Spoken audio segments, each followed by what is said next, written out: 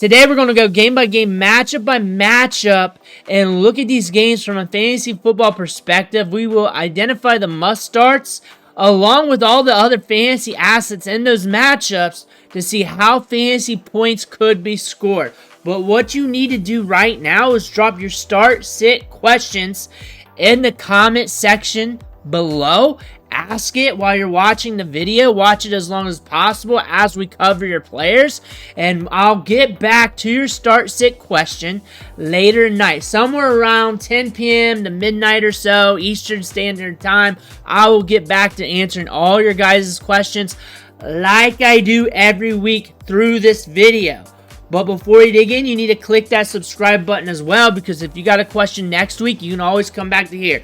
Next year on Saturday afternoon, same thing. I'm always doing this for you guys, and on top of that, we're going deep on the waiver wire. We're doing deep dives on players. We're looking at the NFL draft. We're looking at high school recruiting. We go deep here all year long. Click that button. Stop missing out. We're looking at our first matchup here today.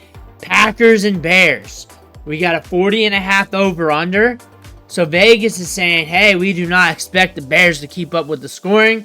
They're expecting the Packers to win at a decent clip, at a 5.5 spread. So expect the Packers to be running the ball late. Expect Josh Jacobs to get some workload. Expect Jayden Reed to get his targets and run a lot of routes. Romeo Doubs is going to be running a lot of routes. Christian Watson is always going to be an upside dandy in every matchup. Tucker Kraft is one of the top tight ends in fantasy football. Tight ends are volatile. We all know that due to their shorter ADOTs. However, the question on the other side for the Bears, on the run backs, running it back with the other team, can Caleb Williams keep up? Because we've been on the downside recently in these last few weeks. He's been getting fraud checked. Are we going to get fraud checked again in this matchup? Vegas is saying it's highly likely with the 40.5 over-under, because the Packers can carry this with the points. And if Caleb Williams gets fraud checked, these wide receivers don't matter. DeAndre Swift will be all right. He wasn't that great last week, but still, you're probably still going to roll him out due to him getting the workload. When I talk vaguely like that, I'm really just giving you an average of what most fantasy gamers would do with DeAndre Swift. However, in this matchup, and with Caleb Williams constantly right now getting fraud checked, it's up and down, it's volatile, you don't know what you're going to get. He's a box of chocolates. But a 40.5 over-under says Vegas is expecting the Packers to win. They're expecting the points to be on the Packers side, and they're expecting Jayden Reed and the other wide receivers to get their opportunities. We're looking at the Jacksonville Jaguars and the Detroit Lions, 47 over-under. And you're really going off with this matchup with your fantasy assets, especially with the Detroit Lions. Both running backs you're looking at. Running backs score a lot on the Jaguars. Amon-Ra St. Brown, because he's Amon-Ra St. Brown. Jameson Williams could get that deep shot today to allow him to be fantasy productive. Sam Laporta is going to be out of this game, but on the other side, Mac Jones. Mac Jones running it up here. Jaguar fans were all about Mac Jones going into the season as we looked at his clips from OTAs, minicamp, and everything else. But last week did not run too hot.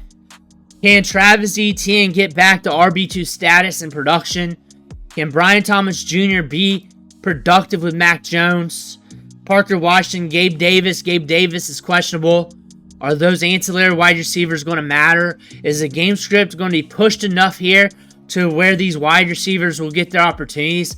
Brian Thomas Jr. has got upside in this matchup due to that, due to the points being pushed. However, if Jacksonville's playing enough behind, can we get it to him? And can this volume even matter? Is the targets going to be there? Is the Lions defensive line going to put that pressure on him? What's this going to look like? I look for Brian Thomas Jr. to have some upside. I look for him to be kind of risky, and I see a lot of people seeing that and asking me questions on that, or making statements like they're dropping him for this player and that player and all that stuff. It is what it is. You can't really predict it. The talent's there, but sometimes in these matchups, it's not always there when the quarterback ain't right. You're just going to have to gamble with it and see what happens. Moving on, Vikings and Titans, 39.5 over-under. Very low scoring output per Vegas. We're expecting Justin Jefferson to get his. We're expecting the Titans to be a little nasty on their end, making it a low-volume game. Tony Pollard's always all right. He's always all right with some downward volatility due to the Titans being the Titans. Calvin Ridley, he's always going to be that wide receiver, and we've seen this these last 2 years, this year and last year. He's always going to give you all the points or none of the points, nothing in between. And you just look at his chart of like games of fantasy production, and it's either wide receiver 1 games or wide receiver none games. It's nothing in between. So he's going to get volume. He'll get opportunity. He'll get deep air yards, especially when the Vikings get up. We got a spread of 6. Vegas saying Vikings are going to win pretty big in this matchup.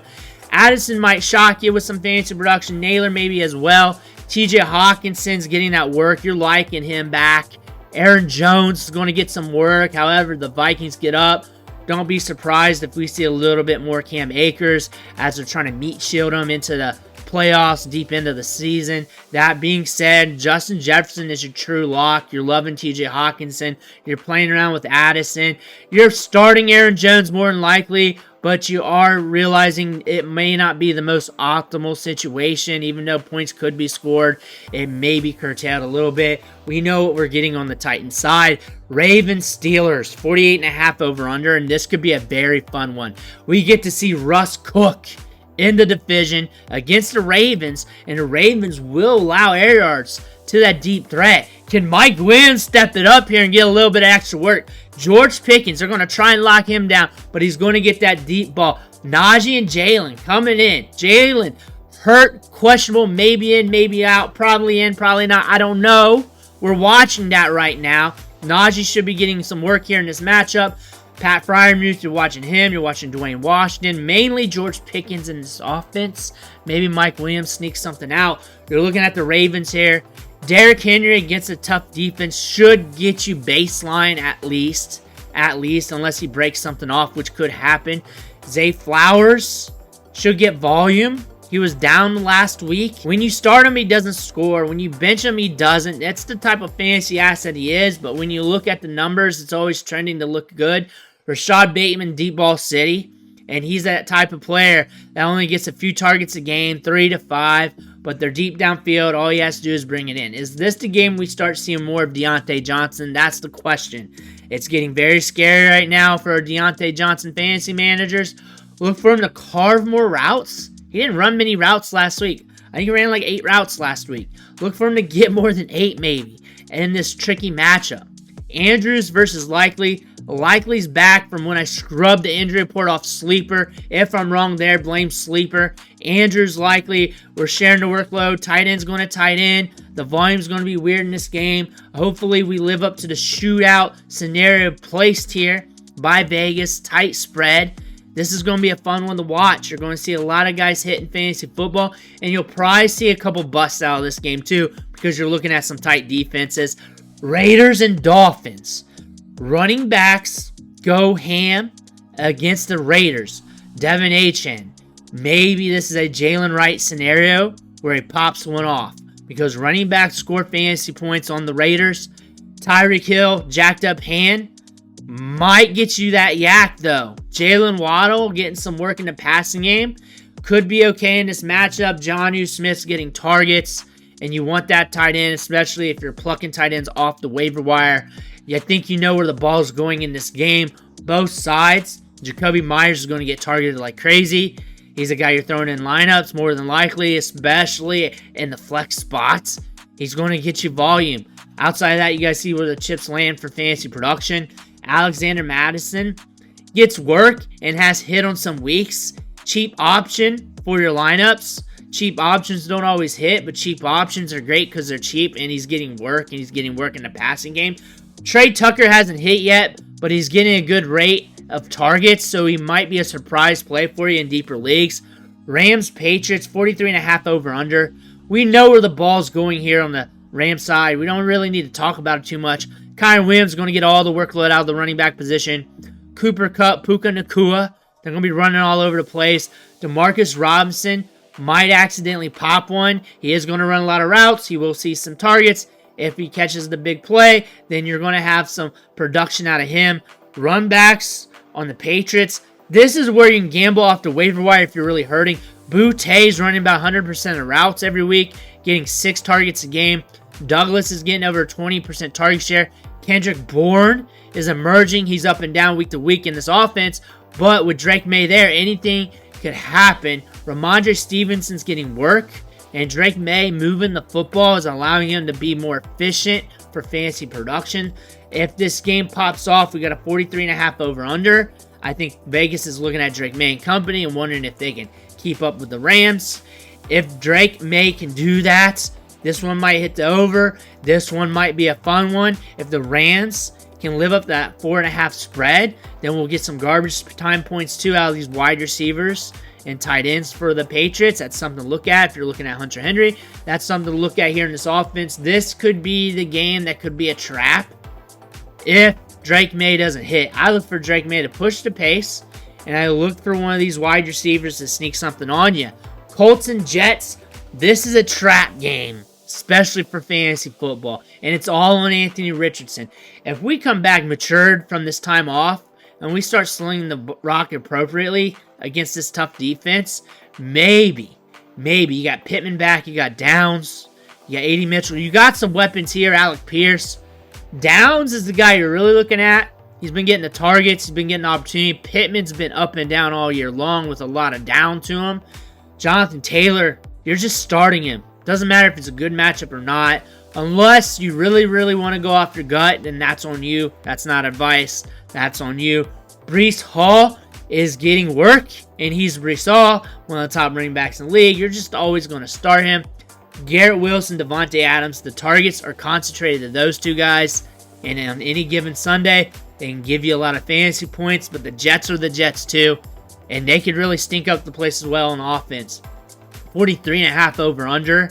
It's a lower one, but almost pushing moderate when it comes to the scoring.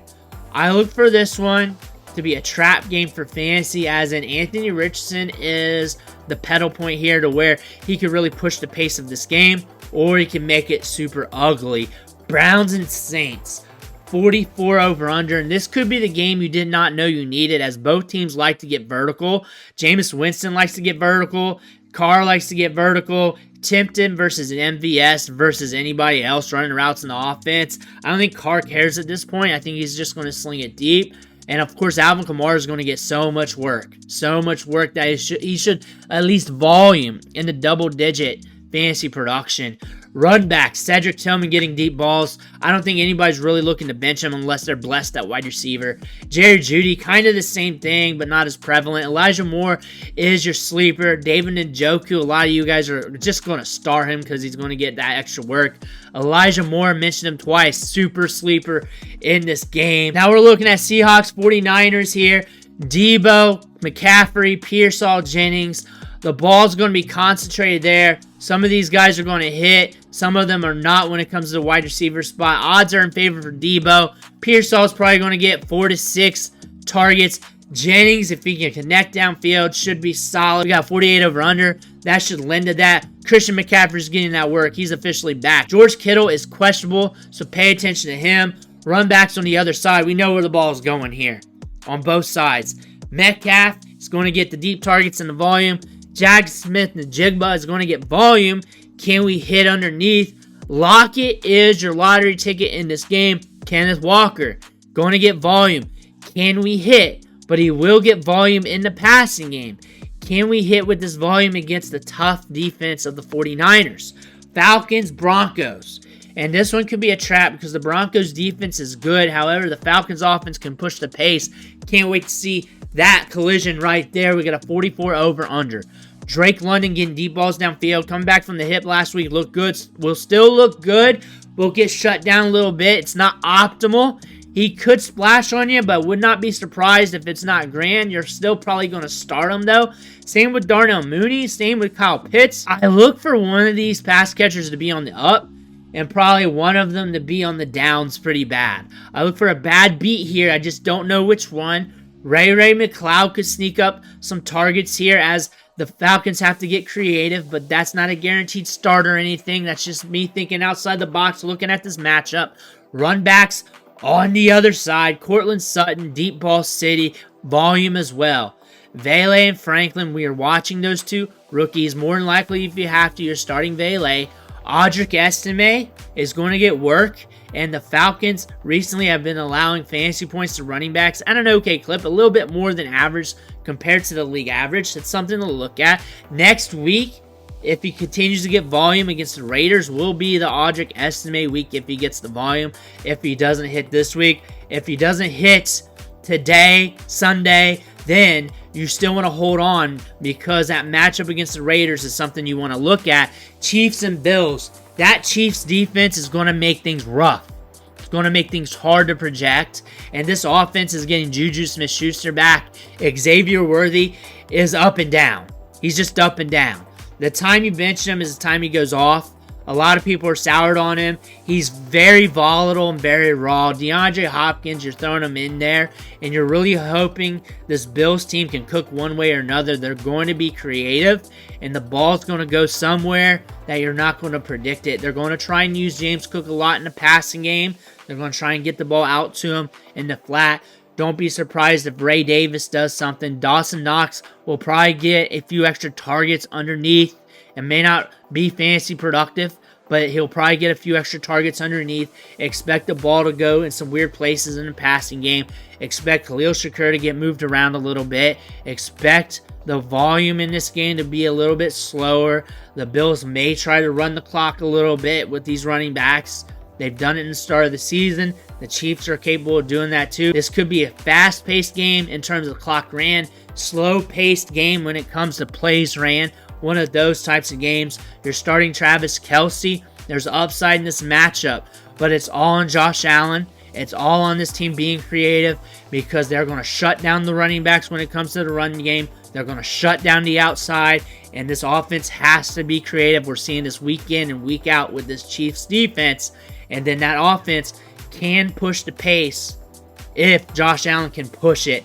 But we're looking at Bengals and Chargers here, 48 over under. T. Higgins is back. He'll be on the field, and you're probably just going to throw him out there and pray to the fantasy gods. I'm not going to say he's starter sit. Usually when a good player comes back, you're going to throw him out there. Hopefully he brings in a couple deep balls. We have 4 teams on bye, so that is in the cards for a lot of folks. Ja'Marr Chase. He's Ja'Marr Chase. Mike Gesicki should be getting volume in this matchup. Chase Brown. And hopefully the Bengals push the pace enough. We get something out of these wide receivers for the Chargers. McConkey, Quentin Johnston.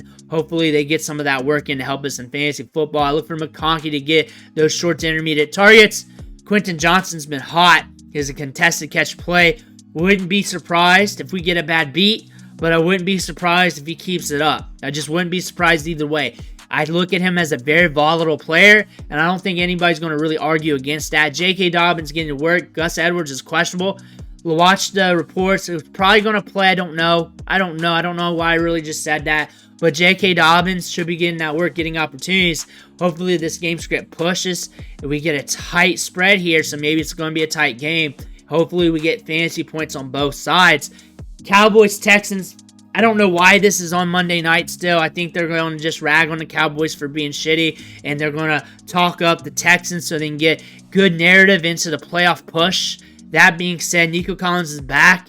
He's going to roll. He's going to roll. He's going to road dog, and when he road dogs, that means other players in this offense will be able to road dog. Joe Mixon, he's an auto start. Good or bad, he's an auto start. Tank Dell's going to be getting workload and opportunity, but the opportunity is going to be better because we got Nico Collins is back.